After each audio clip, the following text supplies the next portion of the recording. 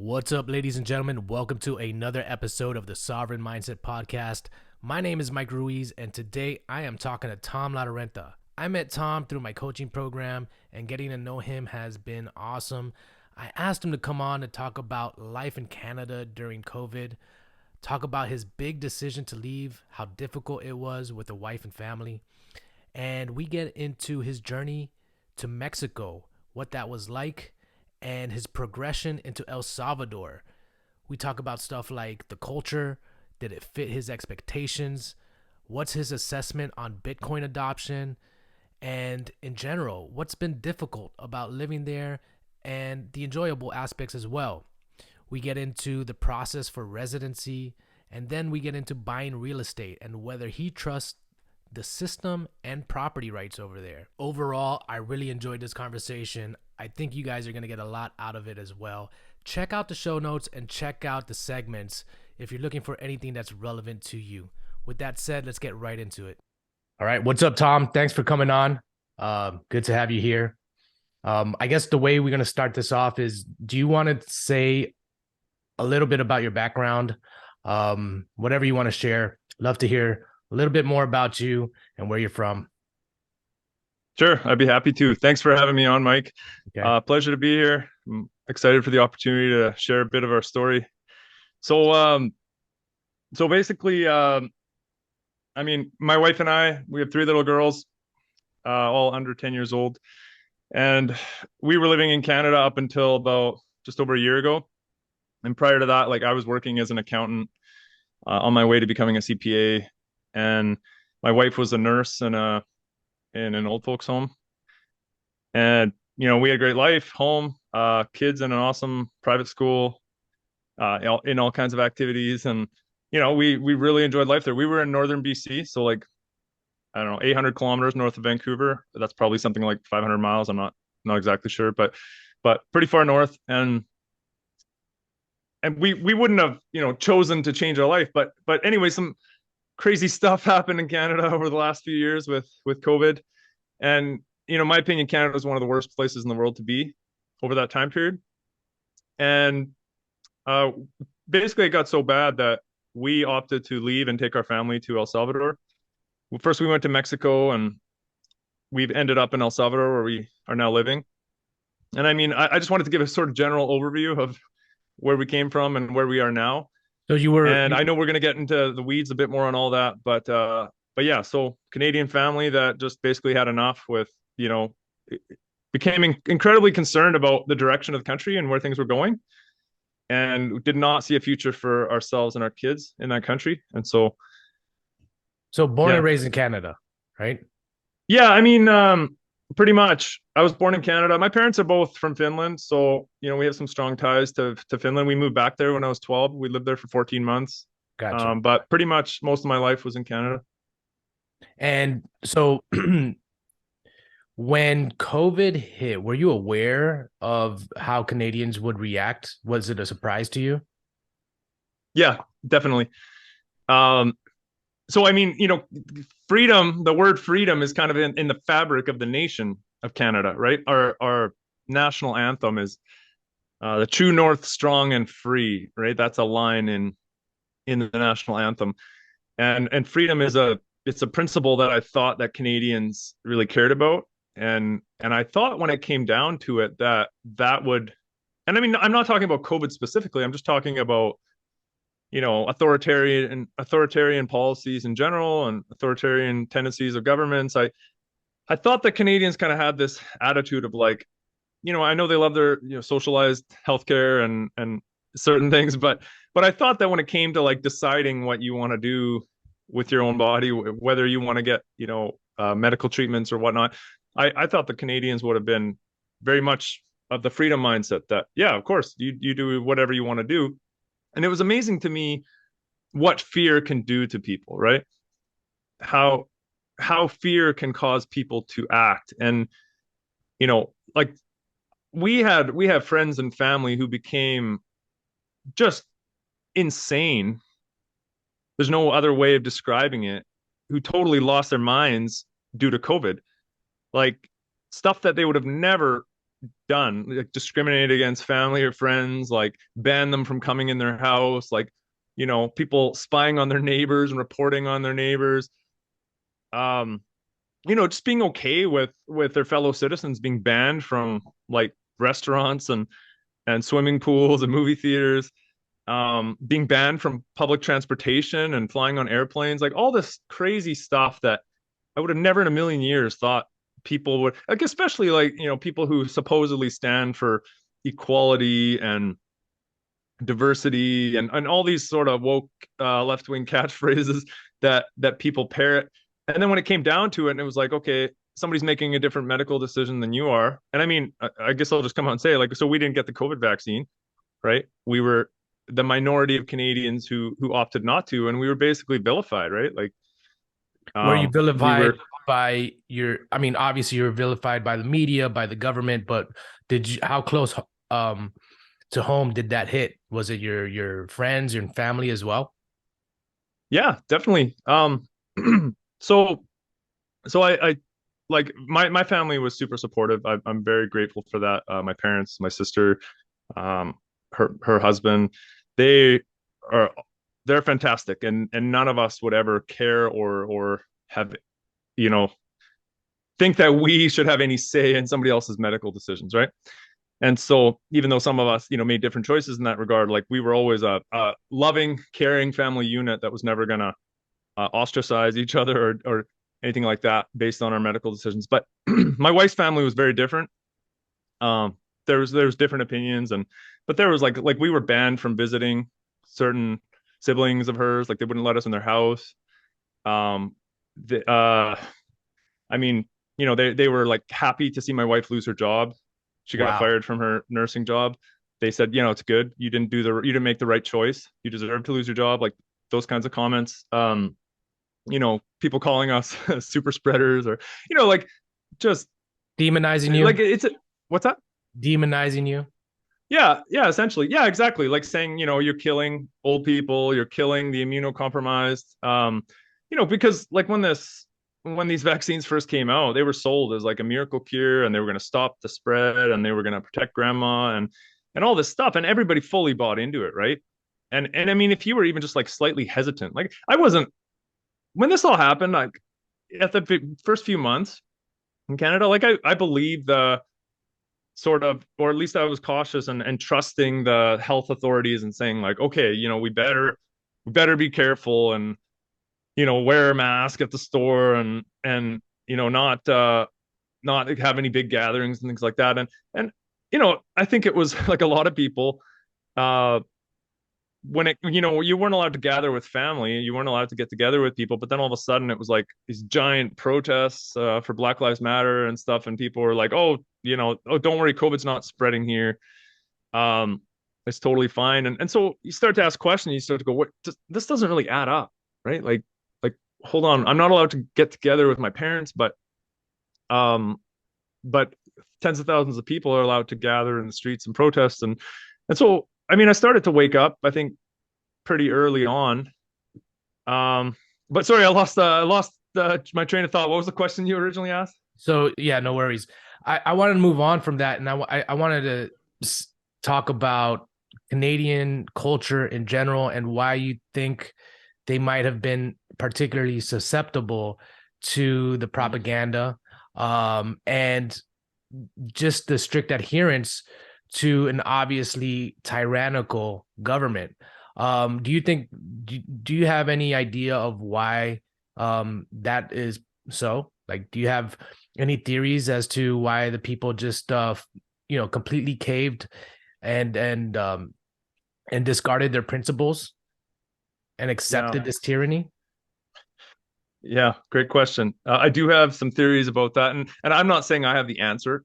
Yeah. I don't I don't know for sure, but it's interesting because so through our travels, like we've been traveling basically for the last 13, 14 months, I think. We've been since we left Canada. We lived in Mexico, El Salvador, and we even briefly went back to Canada, which is a whole big story if you want to get into that later. But anyways, so in our travels we met a lot of freedom-minded people, right? And we met people who fled their countries, and we met Australians and New Zealanders and Europeans, people from many parts of the world, mostly the developed world, who were basically COVID refugees. We call them. That's what we call ourselves. And and so it was interesting that like when I watched the news and I watched how hard like the Australian police came down on their citizens, how insane New Zealand's government acted, like their prime minister is a complete psychopath. Watching, basically saying anything that doesn't come from the government is can't be trusted, and we are the truth. And Canada had a very similar kind of response as those countries, and so it's interesting that like these three Commonwealth countries, right? They all have similar roots. They all have the crown, the British crown is the head of the country and all this stuff. And all three of these countries have been super wealthy, had it super good, super peaceful for the last like 70 years. And I think that they've basically been too comfortable. They've had it too good, and they never had any reason to question their government. Like at least in Canada, and I've spoken to Australians and New Zealanders about this. Like we know many who are here in El Salvador, and we knew many in Mexico, and we talked about this and how similar, it felt being in, our various countries, and so talking with these people, it made me realize that we've all had it so good. So your initial response when your government does something is, well, we've always trusted them. We've always been able to trust them. They've always looked out for our best interest. Like they provide us with medical care, free medical care. Like that's a big point of pride for Canadians. And I suspect in these other countries as well, that, that this is like why Canada, like a lot of Canadians feel, oh, this is why Canada is so much better than the United States. You get free medical care. And so I think there's reasons like this that people are very trusting of their government. They've never had a reason to question, at least like my generation and my parents' generation. Right? Everybody who's sort of born after World War II or grew up after World War II, I think had no reason. And I think a lot of the lessons of the totalitarian governments of the past, like Nazi Germany, Soviet Russia, communist China, have been forgotten. Those lessons have been forgotten.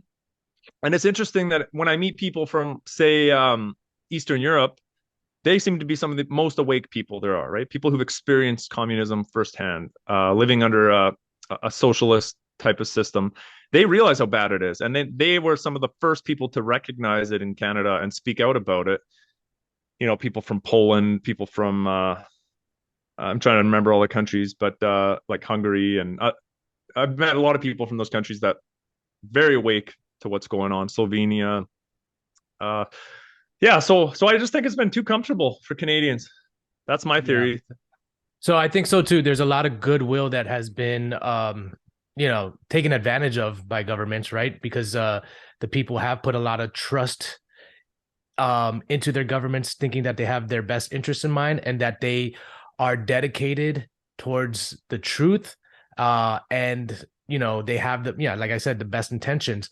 But and then I think what happened there is that you go along with the program and you convince yourself that what you're doing is right, even though it might not seem that way. And then there's kind of like a sunk cost fallacy, right? There's kind of like, okay, we've gone this far. I've worn a mask this long, and there's also the nature, I think, of, human psychology where we don't like to think that we were wrong in our decisions, especially when they have huge implications, as Corona did, especially when it's so, I guess, disorienting.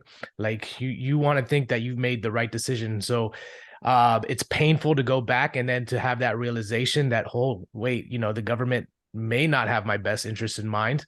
And there might be some corruption there. And then you have to reconcile that with the fact well, then who do I trust? You've been conditioned for so long to outsource a lot of that, critical thinking and those hard decisions that you have to make in a society to the government.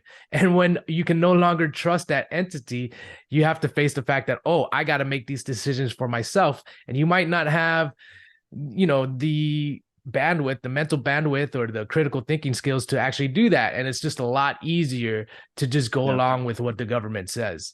I mean, there's like I've been thinking about it. You read about it, you hear about mass formation. Mass formation psychosis. Yeah. stuff like Yeah. that. And it's an amazing psychological phenomenon that we all just experience. And I think it reveals a lot about human nature. And we just got a huge lesson in that. And yeah, I think it's important to now like go back and dissect it all and kind of see what lessons you can take away from it, because honestly I don't think we're done. I think that No.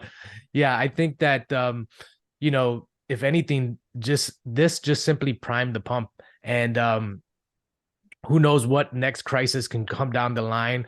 And the psychological tricks and propaganda, policies that they're going to implement in order to corral everyone and get them on board again. And so I think it's important to be aware of it now. And yeah, so let's move on from that then. So you're in Canada, you realize, hey, this isn't working out. And at at any point did you think it was going to get better? Were you having hopes for it, or what point did you realize, okay, we have to go? Yeah. So I think it was the summer of 2020 we started to really wake up, um, where we saw a lot of southern states in the United States are opening up and they're having college football games with 80,000 people. And I'm watching this on Twitter, seeing clips, and I'm like, okay, like I was already of the mindset that this is the right thing to do. And I was like, well, I'm interested to watch, right? Is it going to be this huge wave of deaths that's going to show how smart our Canadian government was to protect us, by locking us indoors and keep us wearing masks and all this stuff. And then I, kept watching this, and I mean, information's available now if you want it, right? Like if you're not an NPC and just being fed your information from the mainstream media, you can go out and find what's happening in other parts of the world. And so that's what I was doing. I was researching what's going on in the United States, in these states that opened up. What's happening in Sweden, where they chose not to follow these insane policies, like with lockdowns and taking kids out of school and all this. Um, and so it was interesting to realize that countries that were opening up were, not really faring much worse than we were in Canada. And so, like, even back then in summer of 2020, we were like, wow, I wish we could move to Florida or Texas. And it's funny, you're in Florida, but yeah, so I mean, if we were able to, we probably would have just moved there to the southern United States. But as Canadians, we were then like, but we thought maybe we'll wait and it'll get better, right? We didn't think the insanity would last as long as it did. Like, it basically lasted 2 years, right? From over 2 years, 2.5 years. Canada didn't drop restrictions until like July, or actually end of September of this year, right? So over 2.5 years, pretty much. So we were watching this, thinking about it, thinking, why don't we move somewhere where it's better? But getting into the United States, unless you're sneaking across the southern border, it's kind of challenging. Like for Canadians to immigrate there is challenging. And then they put on some restrictions as far as like not letting in unvaccinated people, and so that was, we saw that wasn't going to be an option. And so we started to look at like where are other places people could go. And I started so I was getting into Bitcoin, and I started following Bitcoiners on Twitter. And I was following a few who had left their Western world countries, developed countries, and moved to Central America or Mexico. And I thought that was really fascinating. And my wife and I have always had an interest in Latin America. We learned some Spanish years ago and traveled through Central America and South America a little bit. And we always had an interest in going there again with our kids. And so that was like right away the first place we looked in the world. And then I saw people there saying it's way better here than in Canada. It's way better here than in Europe. It's way better here than Australia. And so I reached out to some people and I asked them like, what's happening on the ground? And so these wheels are already turning in my mind throughout the second half of 2020 and the first half of 2021. But we had politicians and health officials in Canada who said stuff like, we will not implement discriminatory vaccine passports. So Justin Trudeau, Prime Minister of Canada, said that in the spring of 2021. Well, we have no plans to implement discriminatory vaccine passports. We were living in the province of British Columbia in Western Canada, and our chief health officer said we're not going to implement discriminatory vaccine passports. So we felt like, okay, well, we're safe, right? they're not going to do this insane stuff that we've seen happening in Europe and other parts of the world. So I guess we can stay. But in the back of our minds, we're still a little bit nervous. We didn't trust our government. And so then in summer of 2021, it started to get worse. And they started talking about firing nurses if they didn't get the jab, the injection. And then they talked about putting in vaccine passports. The same people that said they wouldn't do it said, we're going to have to do it. And then they started talking about travel bans where they wouldn't let you get on a bus or a boat or a plane in the country, whether like even within the country you couldn't travel, but they were also going to ban you from leaving the country. So all this insane stuff started being talked about in the summer of 2021. And this is like we decided to apply for our girls' passports. Like my wife and I had passports that were valid and we could have left, but we're like, you know what, maybe we should get our stuff in order in case we have to go. So we got their passports ready, and then it was like we waited for the election in Canada in 2021 September to see if our government would change and it might get better. And when we saw that Trudeau won another term, 4 year, like he could be in power for another 4 years, we're like, okay, that's it. Like we have to go. And then he implemented the travel ban. My wife got fired. So the travel ban in Canada was going to take effect October 30th, 2021. We were going to be So, banned from traveling. Yeah. so okay, so you're at the travel ban now. It's crazy that Justin Trudeau got reelected. I was hoping that Canadians would come more to their senses, but Yeah. I mean, Me it's just too. it's amazing. It's like Stockholm syndrome, you know. I mean, and that's how I think. So if I was in your position, which I think I was in a similar position, I just knew that I had to get out of wherever I was because they all went crazy in Mm. Miami. And I packed up and I went and searched for freer land. So it's I think we all have similar stories, but yours is a little bit more extreme. So then he implements the travel ban, or you got out before that? We got out before that. So they gave like a month's notice or less than a month's notice. But he had said if he gets elected, he's going to put it in. Right. So we knew it was coming or potentially coming. So we started thinking about all this stuff and How hard was what it to should we make do? that decision to leave? It was pretty hard. Um, How long were you so mulling it over? well, I mean, I've been thinking about this for like a year, probably a little over a year. The wheels have been turning. I've been like, man, if I could go to Texas, man, if I could go to Florida, if we could get out.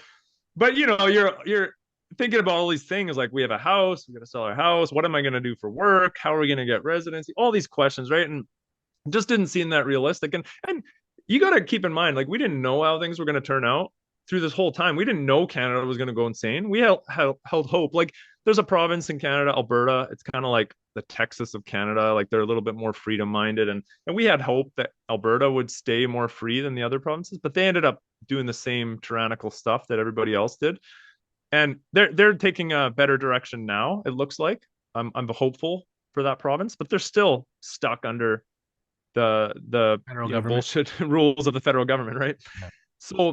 So anyways, but it really became apparent. So we did a 1 week canoe trip in a remote area of British Columbia. We were off the grid completely with my parents and my sister and her fiance at the time, and we canoed for like a week on this beautiful lake, and we were out of cell phone service, out of internet, and then we came back from that trip, and it was like, bam, we turned on our phones, and we see that my wife's going to lose her job if she doesn't get the COVID vaccine. And then shortly after, it was like dominoes falling. They announced they're going to put in the vaccine passport. They announced like forced masking of kids down to 5 years old in school. So like our little girls were going to be forced to wear masks all day. Um, what else? Oh, the final straw. The final straw was the vaccine passport. I mean, that was bad enough, but the travel ban, right? We were like, you know what? If they can treat us this badly when we are free to leave, how much worse is it going to get once they lock us into the country and we can't even get out? Right? The U.S. was closing the border to Canadians, so we couldn't drive across. And you could sneak across, I guess. Some people did, but it was illegal to go there, and it was illegal to fly out. So we are like, so they announced in the first week of October, and it was funny. I was trying to convince my wife. I was like, we got to go. This is crazy, but I didn't want to force her to do it. I didn't want to drag her into it against her will, right? And I didn't want her to have resentment towards me because of the fact that I made her, pushed her to do something that she wasn't ready to do. And I was worried that I would regret that, and that it would be bad for our relationship, and she would hold it against me for years, right? And that us selling our home, pulling our kids out of school, like the disruption to our lives and our finances and everything was enormous, right? Like this was a very costly, It's a difficult huge decision to make. decision. That's what it's not like Yeah. you're picking up and you're uprooting your lives with children, Yes. and yeah, I mean, the like you said, the disruption to your life and the implications that that has. I mean, that puts you on your life path on a completely different trajectory, right? As opposed to the one that you may have had. All your dreams and hopes that you may have been thinking about is now you have to reanalyze them again in a whole different environment, and there's just a lot of uncertainty and doubt that comes with that move. So I could imagine, like, I do see it, what happened during COVID, as like another pilgrimage that occurred where people got on the boats and crossed the Atlantic Ocean in search for a better life. In a lot of ways that was the case. I mean, we have the advances of modern technology, so the journey isn't so dangerous, but it's still, you have to make those really tough decisions. And yeah, it's just interesting how you came to that conclusion. And I guess we'll go there. So, what made your wife get on board, and then what did you guys decide to do? Yeah. So my wife was like really wanting to do it too, I think, but she was scared. We both were scared. We'd been to Central America, but this would be different with three little kids, right? And so we're like, is this safe to bring our three little kids to Mexico? And at that time, it was Mexico that was number one on our list to go to. And and then she, we're both Christians. We both believe in God, and that she was kind of asking God for a sign. She was saying, God, if you want us to go, give me a sign that this is right. And I wasn't pushing her, right? I was just like, this is what I think we should do, but I want to be together in this. I want to be on the same page. And so I was patient with her. And I mean, I just like let her process this and think about it.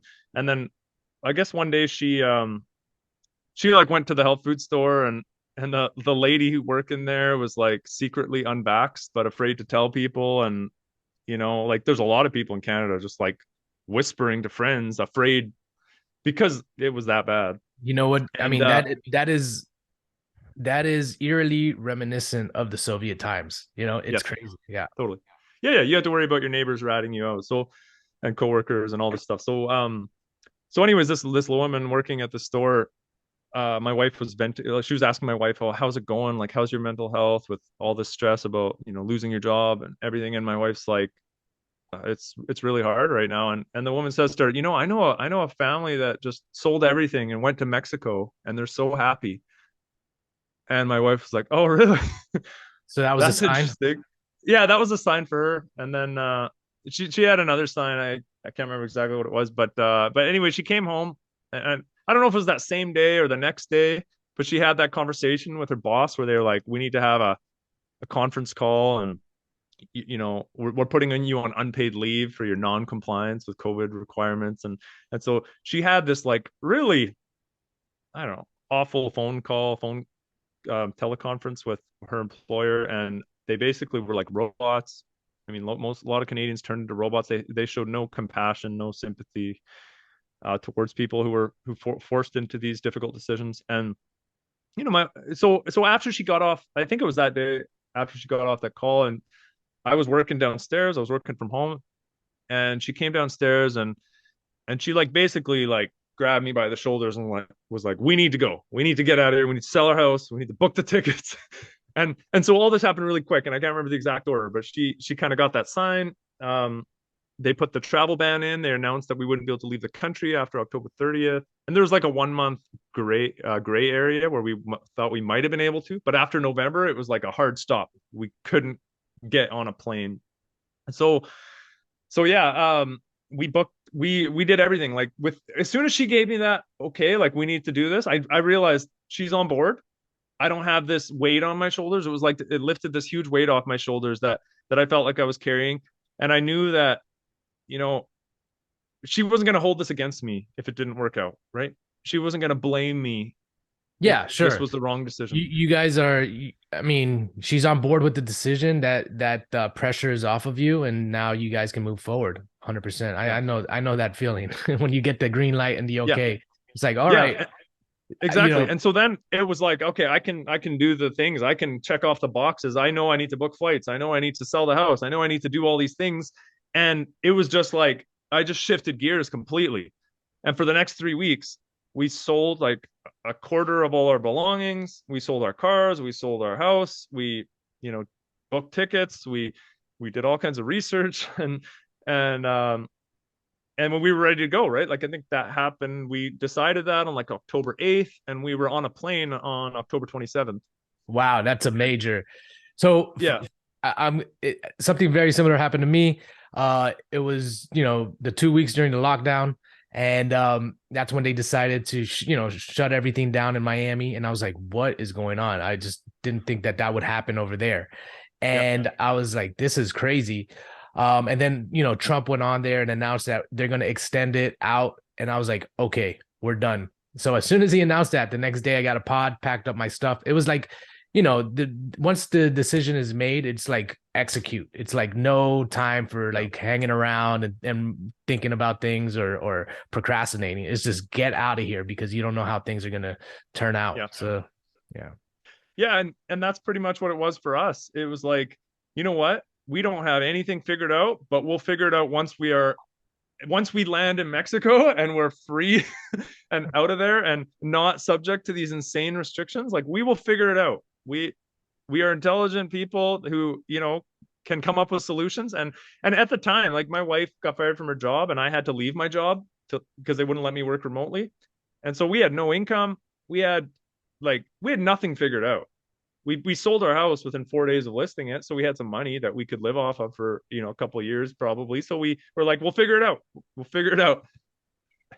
So Tom, you're in Mexico. How long do you spend in Mexico? And then what makes you go to El Salvador?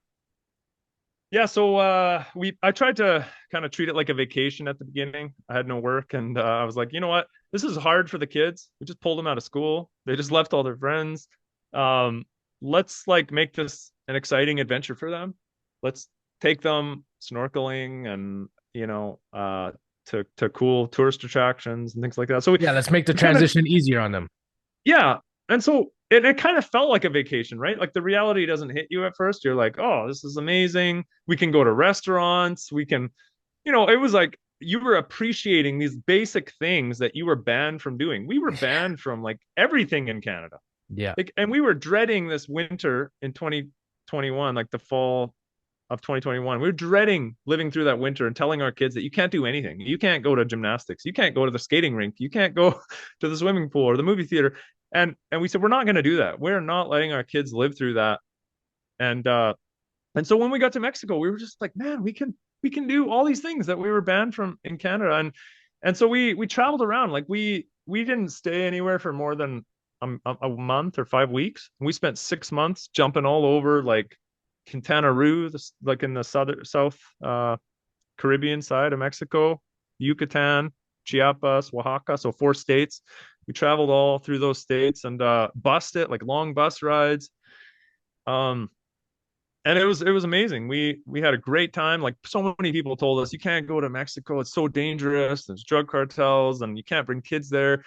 And we never had any issues. Not one time where we ever felt unsafe or in danger. And granted, we went to safer places and we weren't dumb about it. But yeah, so we wanted to get residency in Mexico, but unfortunately, Mexico basically makes you go back to your home country to apply for residency. There are other ways, like you could go to some other country and apply, but you have to apply from outside of Mexico. And basically, it looked like we weren't going to be able to do it without going back to Canada. And so we thought, well, what are we going to do? We can't go back to Canada. This is still when Canada had insane restrictions. Like we weren't even allowed to leave the country if we went back. So we didn't really have a lot of choice there. And then our 6 month tourist visa was coming to an end in Mexico, and we said, well, where are we going to go now? Like we, you know, uh, we got to go somewhere, reset the visa, and then we'll go back to Mexico. And then at that time, I saw that El Salvador had made Bitcoin legal tender. I saw that they had dropped all the COVID restrictions in the fall of 2021. So all of a sudden, El Salvador like popped into my head as like, this is a place we got to check out. It's a place we got to go. And I'd heard stories too about how dangerous El Salvador was, and so I mean, it wasn't like number one on my list for places to go. And they also, didn't have the best COVID rules before. So it wasn't really high on my list until I saw they made Bitcoin legal tender and then dropped their COVID restrictions. Then all of a sudden it was like, well, this is a no-brainer. Let's go check it out here. And so we decided. I talked my wife into booking a 2-month trip to El Salvador, and then our plan was to go back to Mexico and stay for another 6 months, right? Until we figured something out. And yeah, again, we were like flying by the seat of our pants. Sure. We had no idea what we were gonna do. I mean, I had gotten work at this point. I had gotten a consulting contract with the company I used to work for, so that took some worries off of our minds. But yeah, we ended up coming to El Salvador for 2 months and falling in love with the place and Really? meeting an incredible group of expats and medical refugees Mm. and awesome local people. And then we met a guy. Give a shout out to my buddy Jeremy at Escaped El Salvador, who is helping people get residency here. He's a fantastic guy. I recommend getting in touch with him. Uh, yeah, so he told us, you can get residency without going back to Canada. I'll help you do it.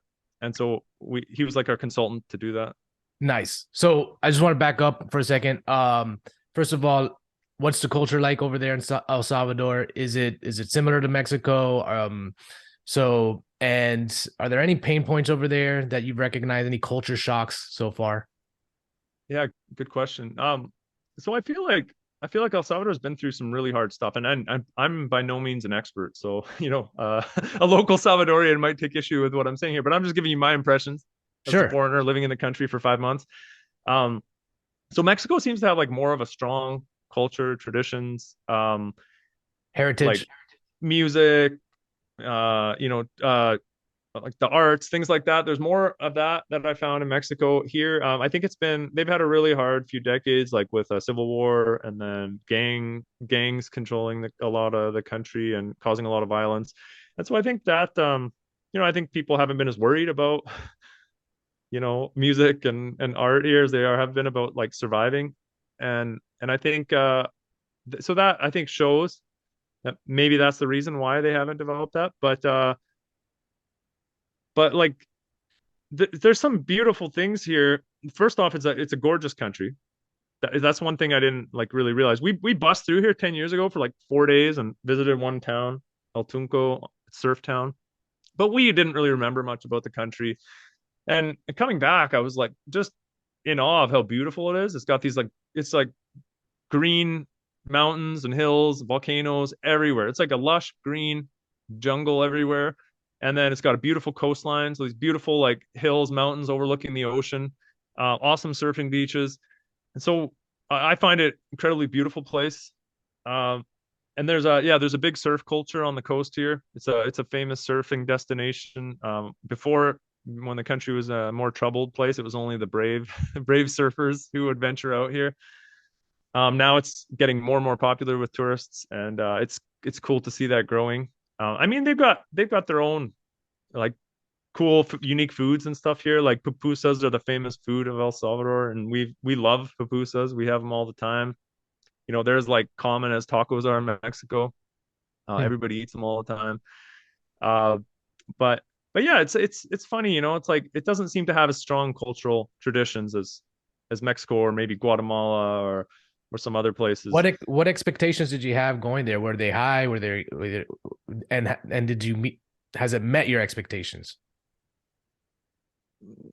Or were you just kind of just like you said, seat of your pants, just look, this is the next step we got to do. I'm not giving it much thought. We're just gonna get there and we'll see how things play out when we're there. Yeah, I mean, I'm trying to remember what expectations I had before we came. I don't really remember, but I do know like we'd spent 6 months in Mexico, so it didn't feel like we. Sorry, my daughter's like yelling into her microphone downstairs, and it's I can hear Oh, it really well. that's all But right. uh, but yeah, so I didn't have big expectations or certain specific expectations. But after being in Mexico for 6 months, we didn't have this fear anymore, right? Gotcha. Like I remember getting off the out of the airport in San Salvador and like stepping outside, waiting for a taxi, and thinking like, okay, this doesn't feel scary. This, we can speak Spanish, like we speak decent Spanish, and we can get by, and we'd just been living in Latin America, and we weren't scared of that anymore. But there had been, so one thing I should mention is like in April, I think it was April 2022 of this year, there was some gang violence. Um, and I don't really know what it was. I mean, it might have been foreign involvement, trying to like mess with Bukele's plans with his Bitcoin. Like I think he's made a lot of big enemies. Bukele is the president of El Salvador, and I think there's a lot of powerful forces in the world that don't like the fact that he's making Bitcoin legal tender and doing a bunch of stuff trying to get away from the IMF and the World Bank and all this stuff. Anyways, when he announced that he's gonna like do all this stuff, raise money through Bitcoin volcano bonds and make Bitcoin legal tender, the gang violence increased, and they had this like mass day of like shootings in April of 2021, like right before we were gonna come, a month before we were supposed to fly here. We came in May, and that freaked us right out. We're like, oh my goodness, we're bringing our kids to this place where they like, they just had like 20 people were shot in one day, and so we really thought hard about, do we want to come here? And so we in that way we were a little bit scared about what it could be like. But I talked to some people who were here, asked about it, and was kind of reassured that it was quite safe, especially after that they really cracked down hard on the gangs. And now it's like the safest place in Latin America. Gotcha. So you're a white guy, blonde hair, Yeah, blue eyed. yeah, So you look, obviously you stand out. yeah, My wife is same complexion, white hair, blonde hair, blue eyed. And whenever we yeah, traveled, and she's tall, and so whenever we traveled, it's like we stood out immediately. yeah. Do you get that feeling as well? It's funny you asked that, because I wanted to bring that up in the conversation if you asked about like what's been challenging here. And so one thing I find is if you're in the touristy spots like along the beach towns with a lot of expats, a lot of our friends have settled around Bitcoin Beach area, so El Zonte, and there's a bunch of communities near there where they live, and down there there's foreigners are so common, that nobody even like really notices you or thinks anything of you being there. But and same with the capital city, San Salvador. Like a lot of the higher end neighborhoods, if you go shopping there, like nobody even seems to like bat an eye at the fact that there's like Caucasian people here, blonde haired people. Like we have three little blonde haired girls. Like they make a scene when they go places. Like people notice them. They're kids. They're talk. They're a bit loud, and so they're very noticeable. But so some places like that where foreigners are common, people don't really pay much attention, and it's kind of nice. You kind of get to feel a little bit of anonymity. Like, okay, we're just normal people here. But if you go to some of the smaller towns, like we live in near a community called Zaragoza, and there's no reason for expats or tourists to come here. Like it's just a typical Salvadorian town halfway between the capital city and the coast. And there's nothing special here like that anybody would come to see. And so when we go to the grocery store in Zaragoza, like we are the only Caucasian blonde haired people to have entered the store probably all week, right? And people stare at us and point at our kids, and so you feel a little bit out of place and a little bit uncomfortable, and and I don't like, people obviously don't mean any harm by it. It's just they're just astonished to see somebody who looks different there, and so I don't blame them at all. I don't have any hard feelings about it, but to be honest, like I feel a little bit more comfortable just like going and shopping in the places where expats and foreigners are more Sure. commonplace. So but yeah, so there's a bit of that. So there's a Tell there's a me what little you, bit of a cultural adjustment and stuff like that you got to go yeah. through. Um, let's talk about Bitcoin adoption there. Um, you know, not having have gone there and looking at everything, the development from the outside in, I got the impression that Bitcoin is this big deal over there and it's happening everywhere. Is that the case? And how do you see Bitcoin adoption right now? There's good and bad. So I heard a statistic that there's 25% vendor adoption. Wow. And Okay. so the country's been criticized. Like there's like the New York Times and other, you know, hit pieces being written like by the New York Times and other papers in the mainstream media, specifically the U.S. media. I think is bashing El Salvador and saying how their Bitcoin experiment has failed and all this stuff. And like I said, I think Bukele's making enemies in powerful places, and I think there's people that feel threatened by the move to Bitcoin. They don't want other countries to follow and do that, so they're criticizing them hard. And the reality here is it's not failing. It's incredible to see like if that's true, and they have 25% vendor adoption of Bitcoin, that is like probably 100 to 1,000 times more than any other country on earth, right? And that's 1 year into making it legal tender. So so that's pretty impressive in my opinion. Like when you go to the grocery store, can you pay in Bitcoin? The one that you were mentioned? Yes. So I'm and they've basically made it so that they have like one or two lanes that accept Bitcoin. So you have to go to the specific aisle or cashier that accepts Bitcoin.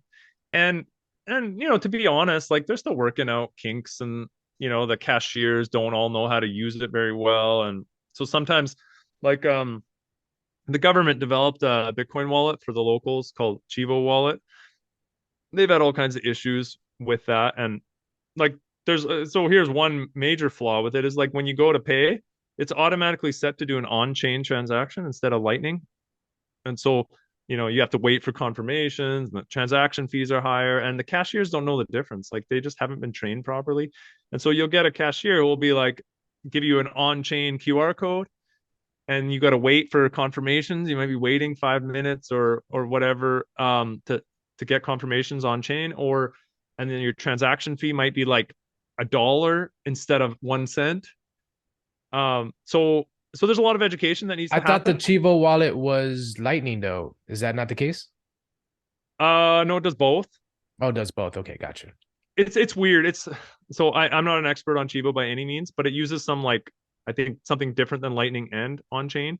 But like it depends on the customer, right? So if the customer is paying with a Moon wallet or Blue wallet or whatever, it has to interact with Chivo. And so the Chivo Bitcoin option is set to receive on chain, Hmm. right? From whatever wallet you're sending from. So if you have a wallet that's not Lightning, like, or it has both Lightning and on chain, like for instance, I think Moon wallet is one that I've used. If they give you a QR code and you just scan it, Moon wallet just, it reads both, right? And so it'll send to an on-chain wallet and you won't even think about it. And then you're going, oh crap, I transaction fees were higher, and I had to wait. Yeah, gotcha. yeah, so there's that kind of annoyance stuff. But and like there's a gas station chain here, Puma, that accepts Bitcoin. So sometimes I'm able to pay successfully. Other times it's funny, like you gotta understand, like there's like you think about gas station attendants or cashiers in a convenience store, like these people aren't all Bitcoiners, like they haven't been super well trained in this stuff. So often you're educating the cashier, like you're trying to show them how to use it. And if they're open-minded and willing, like happy to learn, then you can just they'll give you their phone and they'll let you change it to Lightning. They'll let you change it because Chivo lets you receive dollar payments or Bitcoin payments. And some places, like people think they'll say, oh, we only accept dollars on Chivo. And it's like, well, what's the point? Like this is a Bitcoin, technology. This is a Bitcoin wallet. And so some of the locals, they receive, like you pay them in Bitcoin and they choose to receive dollars. Totally fine, right? They can't handle the fluctuations in price. They're only making a few $100s a month, so they want a stable unit of account. And so that's totally cool. But then some places will say, well, we only accept dollars. Like the gas station the other day told me that. And it's like you're trying to explain to the person, no, that's not, like I can pay you in Bitcoin and you can receive dollars. You don't have to just accept dollars. So yeah, there's issues like that, and there's a lot of Bitcoiners here who are passionate about it and passionate about like supporting businesses that take it, and also like taking the time to taking the extra few minutes to show the person how to do the transaction. And so it's happening. The exciting part I think is the local vendors, like the pupusa stands and the little convenience stores and little restaurants that are taking it. That to me is a lot cooler than these big chains. Like I almost think the big chains don't even want to see it succeed. Like they're happy to just meet the minimum requirements and say, look, we tried it, we accepted it, but it's Bitcoin's not working. Whereas like the small mom and pop vendors, they're excited. Like when they see Bitcoiners coming to their business and supporting them, um, like I've seen a lot of success in that regard. Like around El Zonte, Bitcoin Beach, there's a lot of businesses accepting it. Like the majority, probably like three-quarters of businesses around there accept it on the coast, on the beach. Um, Once you get away from that, the coast, there's less and less adoption. Like we just did a road trip for the last 3 days to it's like a famous tourist place, Ruta de las Flores, the route of the flowers. And there's some really beautiful towns up there in the mountains. Hardly anybody's taking Bitcoin. And I asked everywhere I went. I managed to pay in Bitcoin one time in 3 days. Um and so it's just it needs time, but there's some great stuff happening here. Like there's an organization called My First Bitcoin. In Spanish, it's Mi Primer Bitcoin, and they go around educating high school students. They're like teaching them how to use a Lightning wallet and giving them all like I think $5 in Bitcoin that they can spend and teaching them how it works and why it's important. And they even have like a Bitcoin diploma that high school students here are doing, and it's becoming part of the education curriculum. So in like 5 years, you're gonna have like a generation or a whole big group of Salvadorian youth and young people that are going to Educate. graduate high school and they're going to be educated on Bitcoin and know how to use it. That's it's becoming evident that this is a long-term project here, right? In general. And I Yeah. think everyone is adjusting their expectations to the development of, the Bitcoin ecosystem and parallel economy in general. Yeah. So obviously, so with Bitcoin being legally adopted there and El Salvador being put on the map, right? There's a lot of people being attracted there, a lot of expats, a lot of people fleeing their country. Like you're one of them, right? And Yeah. so how's that? How's the local community as far as the expats, and what's that been like? Have you been able to meet friends and have a social life over there and stuff like that? Yeah. So one thing I don't want to forget to mention is just how awesome the locals have been. We've met some amazing local people. Like two that come to mind are Carlos, our driver. He was like our taxi driver for months before we bought a car, and we still are friends with him and chat with him, and he helps us all the time. And then my surf instructor, Papo, has been amazing. Like people just they're excited to see people coming here, and I've met so many locals who've like bent over backwards to help us and just been so kind and welcoming. And I'm quite honest about our story, right? I'm not trying to hide like why we're here, and yet people are sympathetic, very very sympathetic to why like us leaving and us being here, and so that's been great. But the expat community here is phenomenal. I've never felt so welcome and accepted and amongst like-minded people.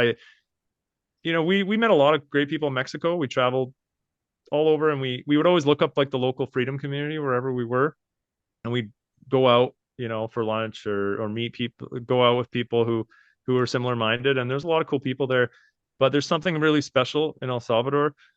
There's like there's this positive energy happening here. Like there's a lot of like I found a lot of people in Mexico seemed like they were trying to escape, trying to flee and trying to hide out from crazy shit that's happening in the world, and almost like let's just hunker down until this is over. That attitude. That's the sense I got, right? I might be wrong about that, but that was the sense I got when I came to El Salvador.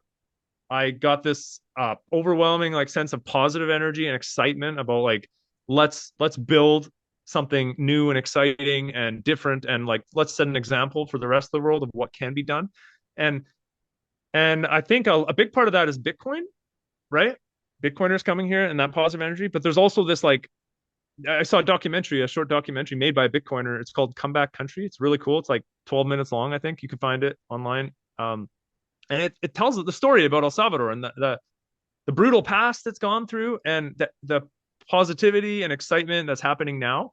And so the combination of those two things, like this country on this like comeback story, and then Bitcoin, freedom money, and giving people like banking the unbanked, right? 70% of the people here were unbanked, didn't have a bank account for various reasons, and now they can make electronic payments with Bitcoin, and all kinds of stuff. So there's a really cool thing happening here, and I was just like captivated by the energy and the excitement of this place, and that's why we decided to stay. But yeah, we were we were talking recently, like, so we went back to Canada and came back to El Salvador, and like we went for my sister's wedding, just so you know. Like, we didn't want to go back to Canada, but I didn't want to miss my sister's wedding. And we got into legal trouble with the Canadian government for not obeying COVID guidelines and all that. But we came back to El Salvador in September of this year to live, right? We weren't traveling, we were now coming here to live. And the first month it was challenging. Like, we knew a few people. We knew there was a Bitcoin community here, but we also lived kind of far from them, like 20 to 40-minute drive from all the people we knew. And my wife found it really hard that we didn't have like a group of friends nearby, and we didn't have a car at first. But now we've connected with like some fantastic people, mostly Bitcoiners, and there's some great communities that have formed in like along the coast there, and El Zonte, Bitcoin Beach, and other places. And yeah, we go there all the time. Like, we're connected with these communities. With some of them are families with kids, some of them are single people, some of them are couples. But we have like regular gatherings. We had like, so I had more Christmas parties this year than I ever had in Canada. Get-togethers, like 3 back-to-back Christmas gatherings with friends in different places. It was awesome. How's life? Is it pretty laid back? Yeah, it is. I mean, I got a pretty good situation right now where I'm busy with work for part of the month, and part of the month I don't work that much. So feels pretty laid back when I'm not working. But like, life in general, I think is more slower paced here. I think you have to get used to that people aren't in a rush as much. And like, you might say you're going to meet somebody somewhere at 9:30, but if they show up at 9:45, or if you don't get started, you know, with your surf lesson till 10, like, it's not a big deal. It just go with the flow kind of thing. Yep. No, I know that South American time schedule. Like, Yeah. just from my own experience going to Costa Rica and Colombia and those places. So yeah, what well, let's get into the idea of like these little communities forming. What do you see there? What are your thoughts on that? Like, I envision, so this is where it's coming from. I kind of envision, especially with the COVID nonsense and just the way everything's developing in regards to, socioeconomic events around the world, people are going to get, people who are awake and aware and who want a different life are going to start to choose to do what you did and to Mm-hmm. search for like-minded people and places where they can openly and freely express who they are without fear of retribution from the government, right? And so I see a world where we're going to start seeing little decentralized communities pop up around certain values and principles and cultural belongings. And so I'm wondering if you have any thoughts on that, and yeah, what your idea is there. Yeah, so you're making me think of that book. I think it's the Sovereign Individual, right? Yeah. You know that book? Yeah. Yeah. So it talks a lot about that, like predicting the future is going to be like sovereign city states and stuff like that are going to attract the best and brightest. And I hope that's the future. And I was telling you a little bit before the podcast that a friend of mine interviewed us for his podcast. It's called the Free Cities Podcast, and he's part of a organization. It's called the Free Cities, not the Free Cities Initiative, Free Cities Foundation, I think it's called. I think it's free-cities.org is their website, I believe. But you can look them up. And they're kind of combining with all these libertarian, freedom-minded projects around the world. Like, so there's like a city off the coast of Honduras. It's like a private city. It's a corporation. I think they've leased some land, and they're creating a free city where they can make their own rules. And there's different projects happening in Europe.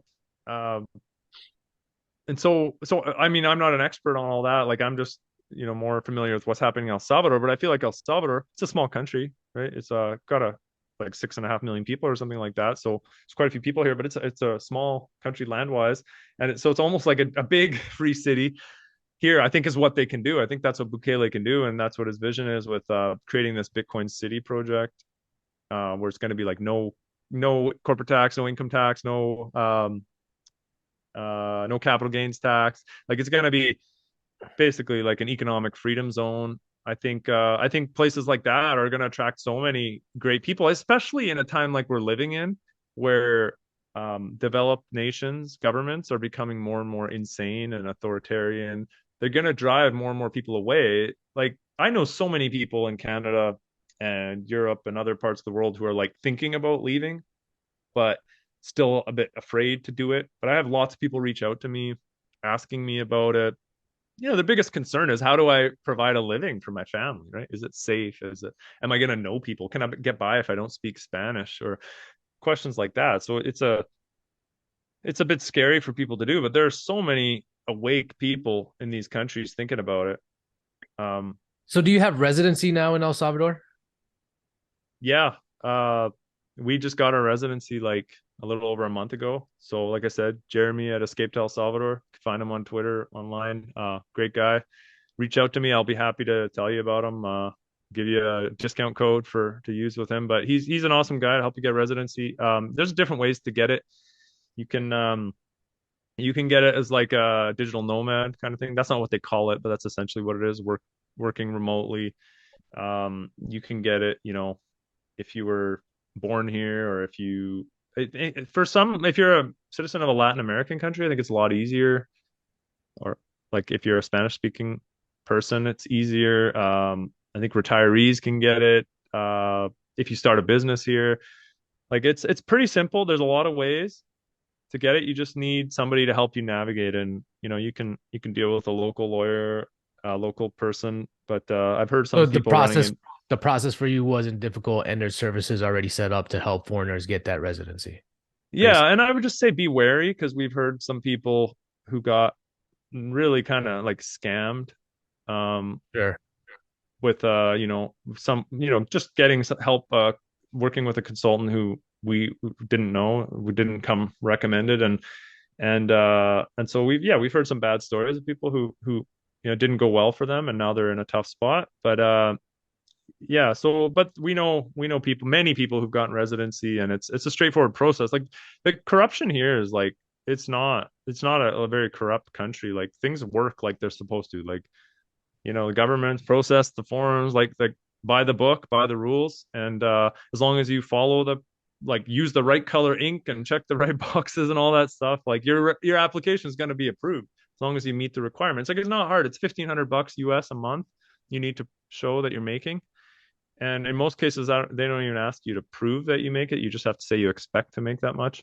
If you have dependents, it's more. I think it's 2,500 US dollars a month you need to earn as far as if you're applying for that digital nomad visa.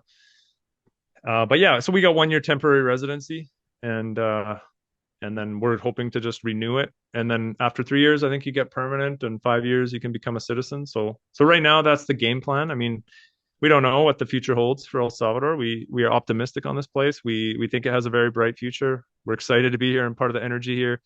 But we're also aware that it might not like continue to be an awesome place if the government doesn't stay on the current path that they're on. But if they, I think they What, will.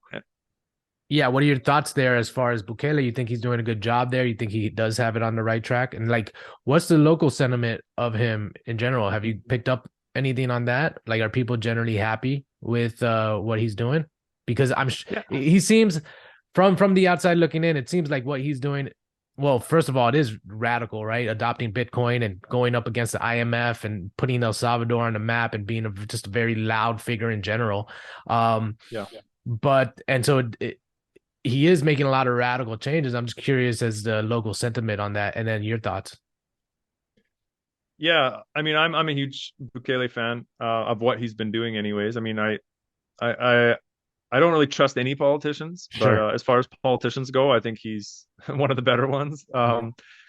And I'm very happy with the changes he's making. As long as he's doing good things, I'm very going to be supportive of that, right? I mean, any politician that's making good changes, I'm going to be supportive of. But I think locals don't so much care about the Bitcoin. I think probably the majority of the country, at least three quarters, my guess, doesn't really care for the Bitcoin stuff. they they've had a kind of weird monetary history. Like they replaced their own local currency with the US dollar a few decades ago, and that was a gong show here. Um, it caused a lot of problems, and so people are very skeptical of currency change, and they're worried that this is like there's opposition politicians calling it a scam and a Ponzi scheme and things like that. So there's a lot of the local population that's skeptical of the Bitcoin change, but at the same time, I think Bukele has earned so much trust with the local population because he has reduced crime dramatically, and for the first time in a long time, people feel safe in their country. Like local tourism has increased dramatically, like people traveling around the country because they didn't feel safe to do so in the past.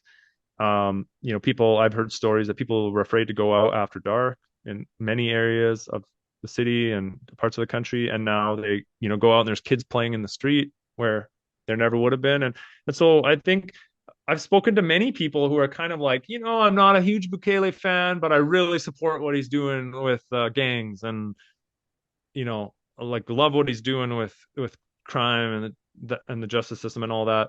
And he's cracking down on corruption. And like I just saw a story about how a mayor of a town who was like stealing funds got arrested, and so he's like built a lot of credibility and trust with the people of El Salvador. And I think my sense is that he has huge support, and I've seen the polls like 85 to 95% support of the population, which is just incredible, probably the highest of any politician in the world. And I think that because he's built so much trust on the issues that the locals care about, they kind of just say, well, whatever, he's kind of crazy with his Bitcoin stuff, but we love the guy, so we'll we'll just put up with his like crazy Bitcoin ideas. So I think as long as he like continues to do things that keep the local people happy and so that they approve of the direction of the country, which I think they do. Like the tourism here has gone up dramatic. I think I saw a stat, it was like up 50%. GDP growth is up like 10%. It's like the fastest growing economy in the world, I think. um tourism money is flowing in here and foreign investments coming in here. Like you see construction happening everywhere, like infrastructure Really? projects, house building, hotels.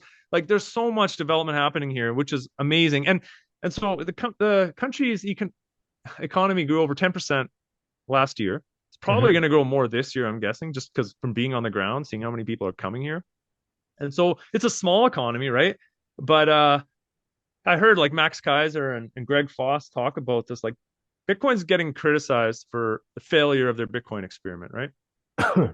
Okay, so they lost like Bukele bought some Bitcoin and the price is down, so he lost like I don't know. I'm Well, guessing he like hasn't 60. lost, right? I mean, he hasn't sold Yeah, it. It's he just hasn't sold. Yeah, but people say he lost, right? So he lost like I don't know, $60 million or something, right, in Bitcoin. But then Greg Foss and Max Kaiser have pointed out, okay, so El Salvador's economy was like $28 billion, right, a year ago or a little over a year ago, and it grew by over 10%. So it grew almost 3 billion, right? The economy grew by $3 billion in one year. And if you take a number like estimated tax revenue on that 3 billion economic growth, say 20%, that was the number they threw out there. Say 20% of that money flows to the government and increased tax revenue. That's like $500 million, $600 million in increased tax revenue. So okay, maybe the government lost $60 million on their Bitcoin investment, but the rebranding of the country from dangerous gang controlled country where nobody wants to travel to Bitcoin, economic freedom, surfing, safe country has changed the perception of people so much that there's more tourism than ever happening here, and tons of money flowing into the country and foreign investment and people buying property and building businesses. And so I think the whole Bitcoin rebranding has been an incredible success here, and I see it every day on the ground. I see the local people are excited that foreigners want to come to their country. There are like hundreds of Salvadorians who left the country. Maybe their parents fled decades ago, or maybe they left, who now see what's happening and are moving back. We know many people who are living in Canada, and they weren't even fleeing the COVID vaccine stuff. They're just coming here because of Bitcoin and the how it's safe to be in their home country again. Like they never got to see their home country where they were born and they grew up. They had to flee it because it was dangerous, and now they want to come back. And so like that to me is the biggest sign that something really great is happening here. when people who've been afraid to come here for 20 years are back. Damn. Awesome. That's awesome to hear. Yeah, for sure. Yeah. Like my dad is from Honduras, and so like Mm. I'm familiar with what Oh, yeah, what a Central American country going through hard times is like. And he left there to come to America. And but they always had it in their heart to, like, it's always been a part of them, their homeland. And so it's yeah, it's encouraging to hear that even the locals who had to flee are coming back and saying, okay, this is good enough. This is, things are shaping, it's definitely a clear sign that things are on the right track. So yeah, awesome totally. to hear. So Tom, anything else you wanna cover? As far as El Salvador, anything else you want to say before we wrap things up? Well, I know originally you had asked me to come on your podcast talk about buying property. So is that something you wanted to touch on, or? Sure, sure. Yeah, we're getting towards the end there, but Yeah. I do want to, yeah, if you want to cover that, what was it like to buy property? I know you said that even buying residency, things were a bit, things can get a bit shady. I'm always kind of weary with real estate deals and whether you're going to have the property rights and how to secure that and what that process is in a Latin American country like El Salvador. So if you got any insights or anything that you can share there, that'd be very helpful. Yeah. So one thing I'll say is for everything I've seen, like tells me that the legal system and property um registry system and everything like that is very legit and by the book here. Um, one thing I really like is the fact that there's no restrictions on foreign real estate investment. Like for instance, Mexico has some rules like you can't buy within I think 50 kilometers of the beach. Um, and so people do all kinds of funny gimmicky things to get beachfront property. Like they start a corporation and they own it through the corporation, or there's some loopholes you can do in Mexico. But that's always kind of sketched me out a little bit. I didn't want to um I just wanted to own property free and clear, right? And so El Salvador, as long as your country allows Salvadorians to buy property, then they will let you buy property in their country. And Oh, it's so like a reciprocity rule kind of thing. exactly, yeah. Okay. So you can buy whatever you want in El Salvador. I suspect, like I know that prices here have gone up a lot over the last like 5 years as the country's become more and more safe and stable, and there's more excitement around what's happening. But I still think, compared to like touristy parts of Mexico or Costa Rica or, United States, Canada, like if you're buying close to the beach, I think prices here are a fraction of what they are in other places. So I'm hopeful. Like I think if if the country continues on the trajectory it's on, I think it's a great place to buy property. It's a very undeveloped. That's one thing I never mentioned earlier. Was like coming from Mexico to here.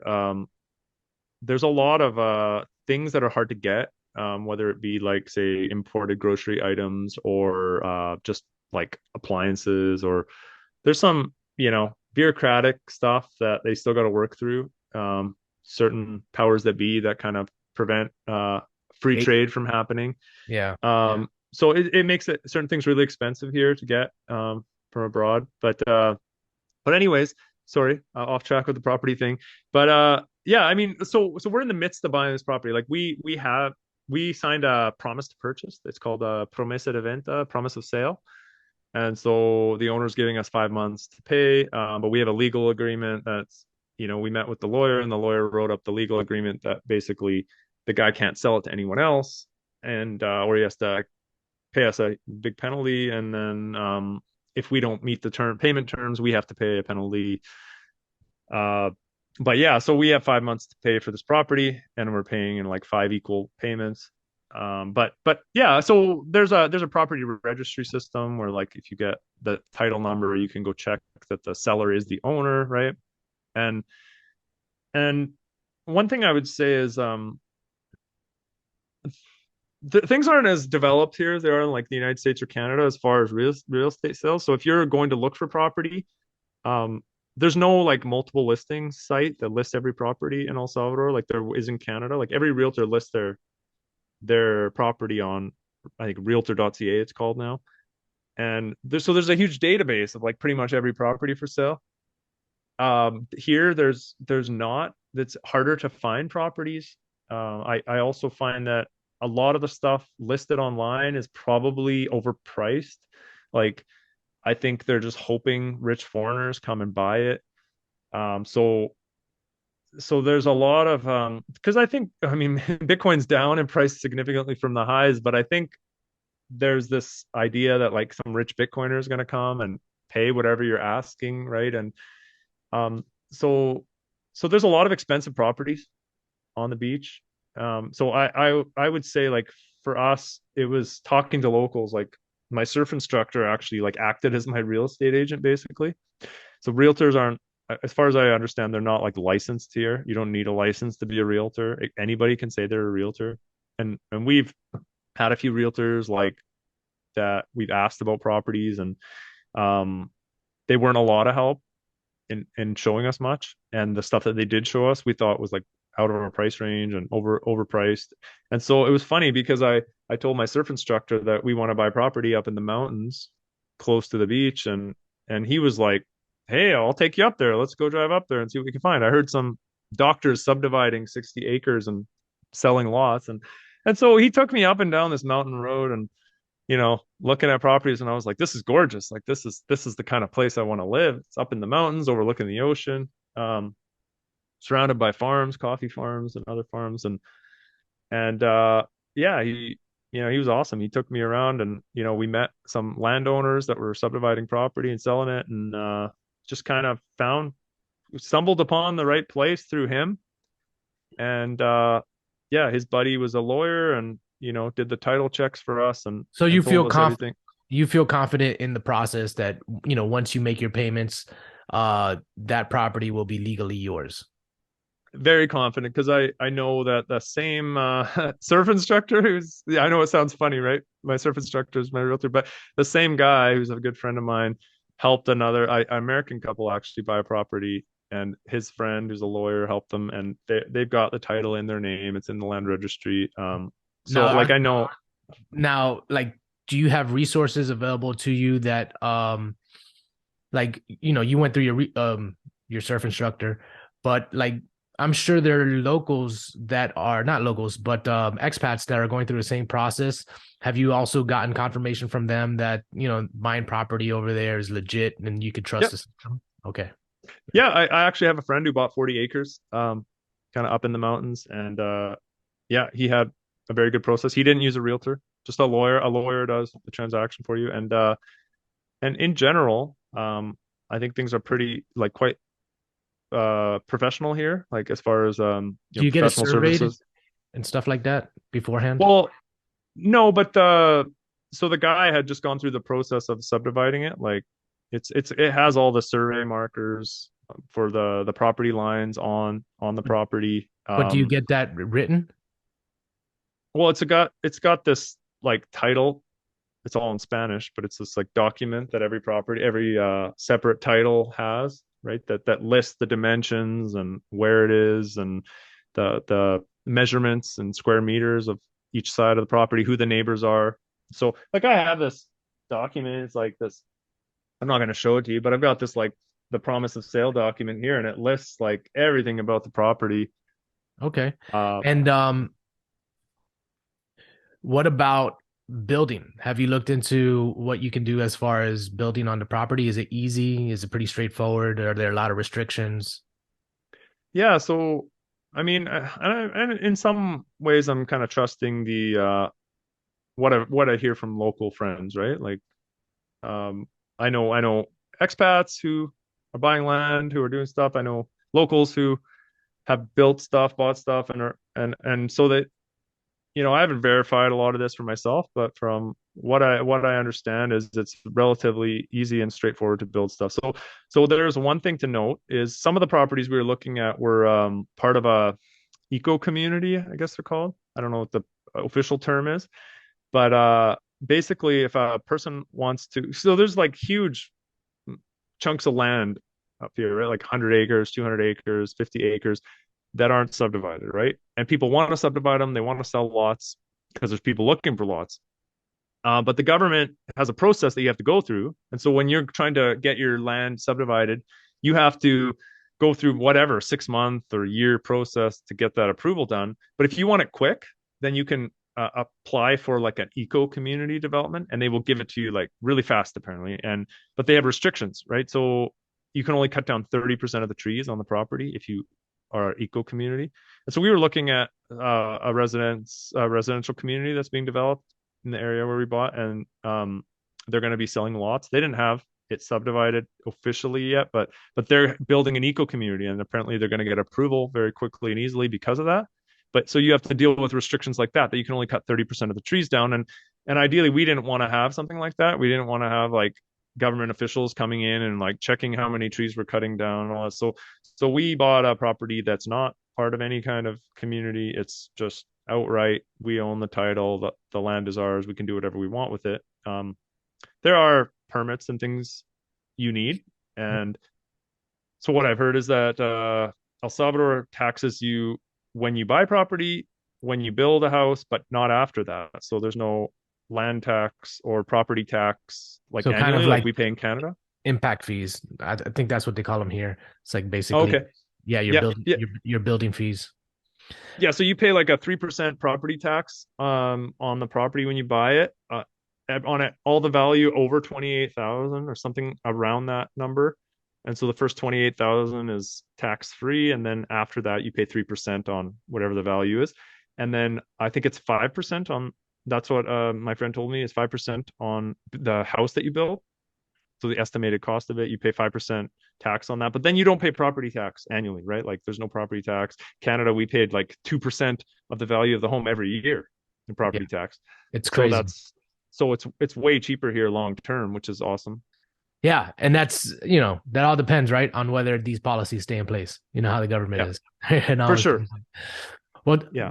Tom, like if people are watching this or hearing it and they want to ask you questions in regards to coming to El Salvador and stuff like that, like what's the best way for them to get in contact with you? Probably on Twitter. You can reach me at men's coach Tom. It's my Twitter handle from my past life as a men's coach. We didn't get into that, but yeah, nowadays mostly I talk about freedom, um, being a medical refugee or moving from developed countries to freer places in the world. So that's sort of my passion project now, is like waking people up to how screwed up Canada and a lot of other places have become, and how you can find a better life in other parts of the world, like El Salvador. And yeah, my wife also writes a Substack where she documents our journey, and so that is Life Lessons from Abroad, I think it's called, on Substack. But maybe you can add it to the show notes or whatever. I can send it to you. Will do. And I just want to say that's a real that's a real commendable project to be working on. I think that a lot of people are in a position where they're wondering for themselves what the next move is going to be, and they have a lot of uncertainty and a lot of fears. And you're kind of like a pioneer here. For you could be a pioneer for people who need that inspiration to finally make that move. And by you sharing your story, I think you're doing a good service to those people. And yeah, even myself, right now, I'm after this conversation, I'm considering coming to El Salvador and checking it out. I mean, I have more incentive to do so now.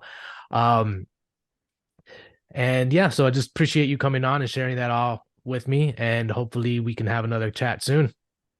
yeah, it's been my pleasure, Mike. Thank you for having me on. And yeah, if anybody's thinking about coming to El Salvador to move or to visit to check it out, I'm happy to answer questions. My mission is to help as many people escape Canada and other tyrannical countries as I can. So I'd be happy to help you. Just reach out to me on Twitter and get in touch. Awesome, man. Well, again, thanks for coming on, and we'll talk again. Okay, thanks a lot, Mike. Have a good All day. right.